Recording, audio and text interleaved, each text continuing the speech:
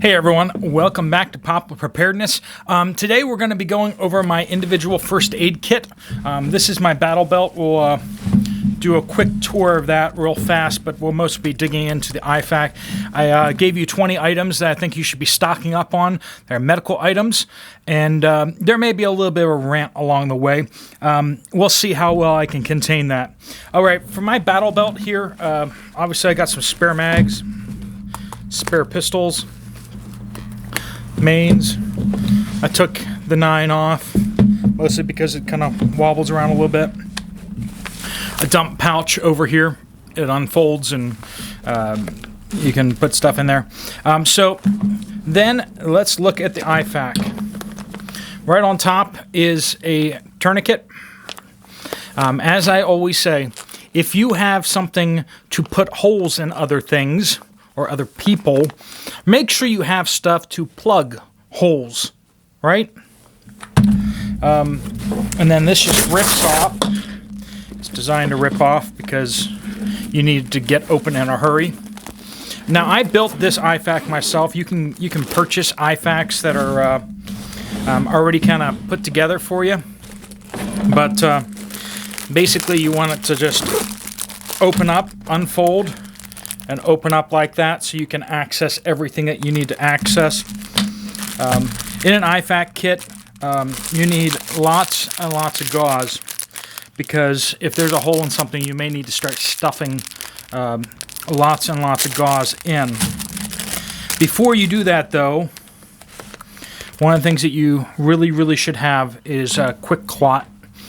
Quick clot in it's impregnated onto a bandage. That way you can kind of push it in. You know, if the wound goes in, you can push the bandage in with something else or with your finger or whatever. If you just have loose powder, you can't push it into the wound. So that's important. If you have powder also, it's going to go everywhere inside the wound. It's going to be harder to clean out later, whereas this is all going to still be all attached. You can pull the whole thing out later. So people seem to say that this is the way to go. Quick clot will stop a bleed really fast. It is, as one of the commentators on our channel said, miraculous. So quick clot is absolutely essential. Lots of Kerlex. Having shears. I know these are cheap shears, and you should have better shears, but this is what I got for now. You're going to need shears to cut through clothing. So you need to be able to access the wound, and trying to undress somebody who is severely injured. Now, whether this is someone out there who has just had something fall on them, like a tree fell on them, they just got hit by a chainsaw, whatever, you need to have this right there. You need to get that bleeding stopped right away. And then I also have something to hold the gauze and the bandages onto it.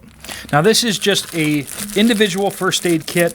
This is designed to keep somebody alive long enough for you to get to someone with a bigger first aid kit. All right, I got some more bandages, and basically what you're trying to do is you're just trying to plug up the hole.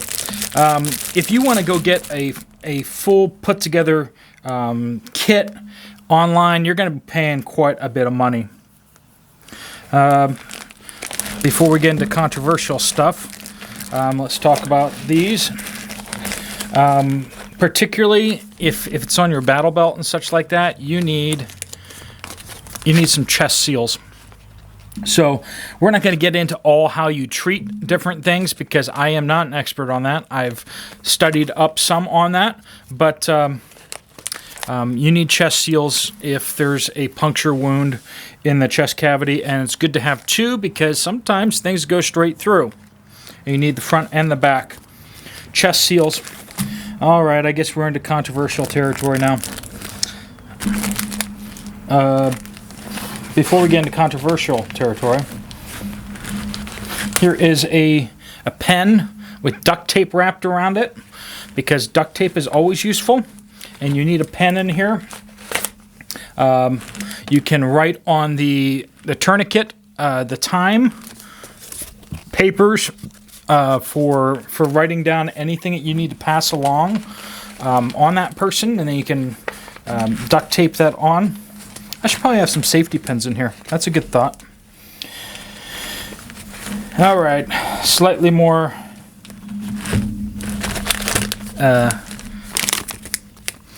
Airway. Some people out there will say that that you shouldn't use these, but if someone is not able to breathe, this is stabilizing their airway is real important. You stick it up, keep their airway open. And then the most controversial is a decompression needle. And I understand, I know, the comment section is already exploding right now that I have a decompression needle in the pack. One, I am not trained in how to use this, and I do not plan on using this. This is in my pack in case between now and when I would have to use this, I may learn how to use that and may be able to save someone's life. Or there may be someone around me who does know how to use it. And this is, I guess, where the rant happens is, friends, just because you're not trained to do something doesn't mean that you just let people die. Okay? Now, most times in this first world situation that most of us are living in, we have the luxury of not doing anything and getting them to someone who can do something about it. There are lots of situations where that is not possible. And what do you do then? Well, with this needle, something can be done by me or by someone else. If someone it cannot breathe, I'm not suggesting that anybody do anything that they don't know how to do. And who haven't had serious practice, you can kill somebody with that. Okay? Absolutely. So, we have, I was suggesting that you get a whole bunch of medical stuff. Again, just because I have this doesn't mean that I plan to use it. Sometimes what is needed is the tool and not the expertise. If you have somebody who has that expertise but they don't have the tool, that's a problem. And that's what this kit is. This kit is a set of tools. And the clinic that I suggest that you set up at your house, having supplies like extra bandages and everything like that, is designed for you to have tools. In a grid down situation, if all the food stops coming, what is the first place that gets looted? Either the grocery store or the medical clinics. That's what happens every time. You can look at all these situations around the world, and that's what happens every time. Medical clinics, grocery stores, they get looted. The plasma TVs start walking off, as so do the steaks. And so does all the medication, because people know that they can sell that. There's a lot of expensive medical equipment in clinics. People go for that pretty fast too. So when you have no clinics, but you have lots of medical personnel, you got a problem. Now, I can't replace a medical personnel without spending years and years of my life getting that training. But you know what I can do? I can set up a place where they have the tools, basic tools, not great tools, but basic tools where they can do some basic tasks that they need for people that are with me, my family, neighbors. They can do basic things. And that's what this kit is here too. I sure hope that nobody gets a hole poked in them. But that happens sometimes. And when that happens, are you going to have the tools? And that might mean dropping some extra money on something like a chest seal. These aren't cheap. Okay? Quick clot. There's only a little bit here because it's expensive. And I have several of these kits. My plate carrier has one of these kits on the back of it, and then this goes on the belt as well. So when I have my full getup on, I actually have 2 kits on me, and that's and these are set up identically. So I have 4 chest seals, 2 quick clots, lots of bandages, more bandages than I can know what to do with, and other things. Because when you're in that situation, if you don't have what you need, that's a serious problem. And that's what we're talking about here, prepping, being prepared. Yeah, be prepared. Get that experience. Get all the training that you can, because that's huge. It's huge. But we don't all necessarily have years of our lives to spend getting up to speed on medical things. Every time you get into anyone's territory, I know the professionals get riled up. I shouldn't get riled up about it.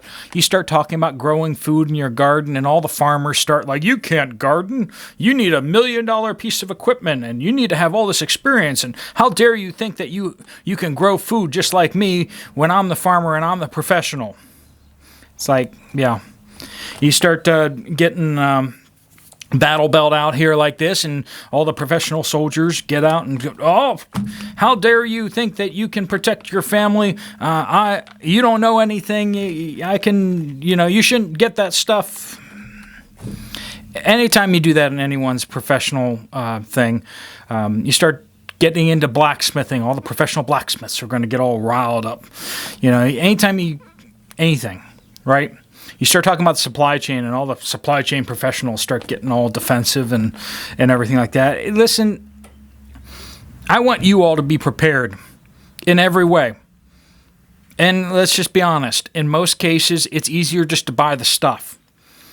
It's harder to get the experience. It takes a lot more time. And we just can't know everything in the world. Hopefully somebody on your team does know what to do with medical things, and you can let them be the kind of specialist. Hopefully they're a professional. Hopefully they have a lot of experience, and that would be awesome. Hopefully your security can be led up by somebody who has experience doing that. That's part of the reason why all of us coming together. My team comes together, and I can be an accountant and a talk show host. I mean, that's just that's what I bring to the table. But you know what I can also bring to the table? I can bring a whole lot of equipment and supplies. So, all right, that was kind of a bit of a rant and a check of my battle belt and an IFAK, individual first aid kit. This is custom designed for being on a battle belt. So you might want to go a different route with some other things if this is in your car. You may want to go a different route if it's in your house as a medical kit. I don't have any Band-Aids, but I do have some duct tape, so that's fine out in the field. But your first aid kit at home probably should have a whole bunch of Band-Aids, or else somebody's going to start using all the bandages, and someone's going to get the chest seal out and try using that as a Band-Aid. So do what you need to out there to customize things, but that's just an idea out there. This is my budget IFAK. All right, God bless you all. I will see you again later.